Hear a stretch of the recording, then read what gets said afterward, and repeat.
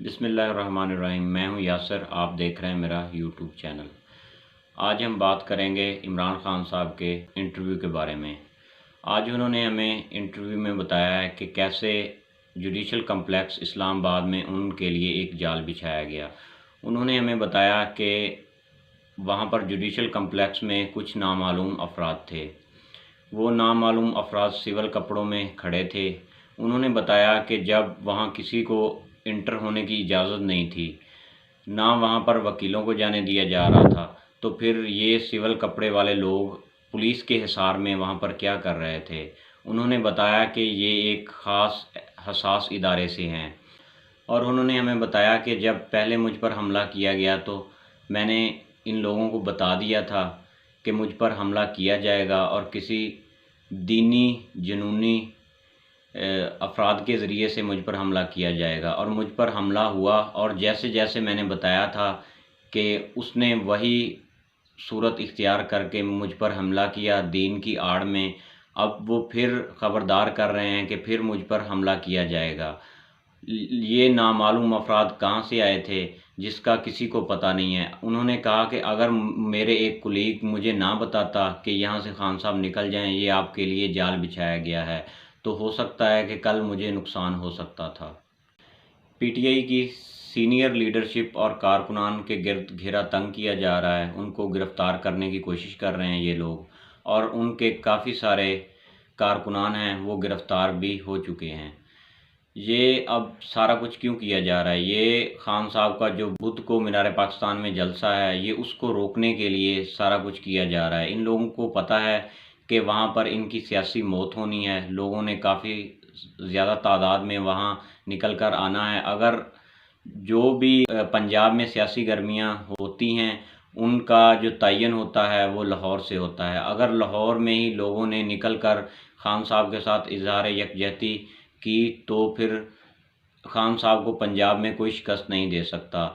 خان صاحب کی جو پی ٹی آئی کی سینئر لیڈرشپ ہے، ان میں مسرت جمشید چیمہ اور جمشید چیمہ کے گھر رات پولیس نے ریڈ کی۔ 3 گھنٹے پولیس وہاں پر بیٹھی رہی اور ان کو جو وہاں سے سامان ملا وہ وہاں سے اٹھا کر لے آئے۔ علی امین گنڈا پور صاحب اپنے علاقے میں جا رہے تھے، پولیس نے ان پر فائرنگ کی اور بعد میں انہی پر الزام لگا دیا کہ پولیس نے کہا کہ انہوں نے ہم پر فائرنگ کی ہے، اور ان کے کچھ ساتھیوں کو گرفتار بھی کر لیا ہے۔ آج ہم نے دیکھا کہ عمران خان صاحب کے بھانجے حسان نیازی کو بھی گرفتار کر لیا گیا ہے، حالانکہ انہوں نے تھوڑی دیر پہلے عدالت سے ایک بیل لی اور وہ اپنے وکیل کے ساتھ زمان پارک کی طرف آ رہے تھے، اور ان کو راستے سے ہی گرفتار کر لیا گیا۔ آج ایک آڈیو لیک ہوئی ہے جو کہ پورا دن میڈیا کی زینت بنی رہی۔ وہ آڈیو سابق چیف جسٹس ثاقب نثار کے بارے میں ہے۔ وہ عمران خان صاحب کے پہلے وکیل سے گفتگو کر رہے ہیں مریم نواز کے بارے میں کہ یہ عورت ہمارے بارے میں بہت برا بھلا کہتی ہے، اس کو ہم راستے سے کیسے ہٹا سکتے ہیں کہ جب یہ پبلک میں جائے تو ان پر کیسے حملہ کیا جا سکتا ہے۔ سبق سکھانے کی بات کر رہے ہیں۔ اب یہ ان لوگوں کو سوچنا پڑے گا، ان سیاسی رہنماؤں کو، کہ یہ دوسروں پر الزام لگانے سے پہلے اپنا آپ دیکھیں کہ ان پر لوگ یہ اس حد تک چلے گئے ہیں کہ لوگ ان پر حملہ کرنے کا سوچ رہے ہیں۔ انہوں نے اب دیکھ لیں کہ زمان پارک میں جو کارکنان موجود ہیں، مریم نواز صاحبہ نے انہیں دہشت گرد کہا ہے۔ انہیں بھی اپنی زبان پر کنٹرول ہونا چاہیے۔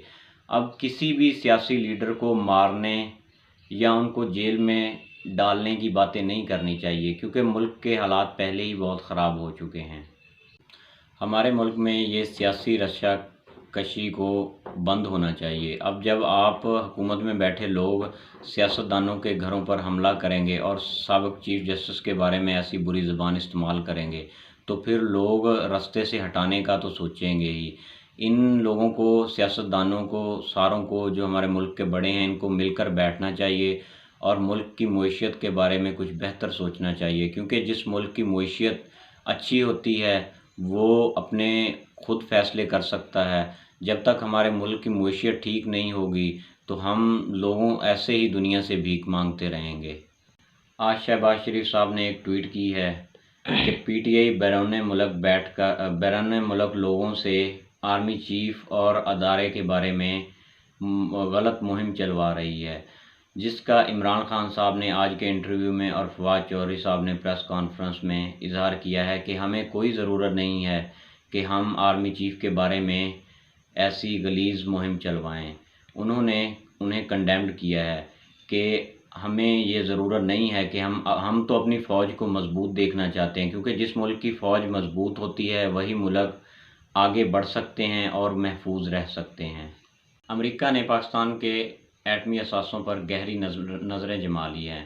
حال ہی میں ہونے والے امریکی سینٹ کی اہم سروسز کمیٹی میں جنرل مائیکل گوریلا نے پاکستان کے ایٹمی ہتھیاروں کے بارے میں کافی کچھ کہا ہے۔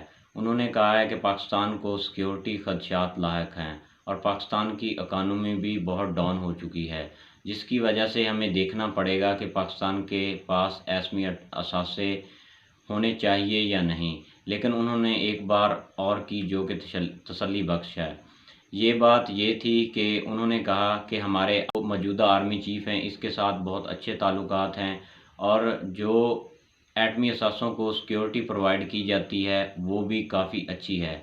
یہاں پر بات انہوں نے ختم کرتے ہوئے کہا کہ ہم ابھی ایسا کچھ نہیں کرنا چاہتے، نہ ہی کوئی پاکستان سے ہتھیار لینا چاہتے ہیں، لیکن یہ نوبت پیش آ رہی ہے۔ اب امریکہ بھی، آپ دیکھ لیں کہ تھوڑے دن پہلے وزیر خزانہ اسحاق ڈار نے بھی یہی بات کی کہ IMF ہمیں ڈیل کے بدلے میں ایٹمی اثاثوں کی تفصیلات چاہتا ہے۔ یہ ہماری معاشی کمزوری کی وجہ سے سارا کچھ ہو رہا ہے۔ محسن نقوی صاحب نے آج ایک پریس کانفرنس کی ہے۔ انہوں نے کہا ہے کہ پولیس کو مارا جا رہا ہے، اب ہم اس کے خلاف ایک سخت ایکشن لیں گے۔ جو بھی پولیس کی طرف ہاتھ بڑھے گا ہم اس ہاتھ کو توڑ دیں گے۔ یہ لوگ اب عوام اور پولیس کو، اداروں کو آمنے سامنے کرنا چاہتے ہیں۔ ان لوگوں کو شرم نہیں آتی کہ یہ صرف اور صرف یہ حکومت الیکشن کروانے کے لیے آئی ہے، لیکن اب ہمیں سمجھ یہ نہیں آ رہی کہ ان کے پیچھے بیٹھا کون حکم دے رہا ہے کہ ان کی اتنی ہمت ہو رہی ہے کہ یہ جو عوام سے سلیکٹ ہو کر حکومت آتی ہے ان کی طرح فیصلے کر رہے ہیں۔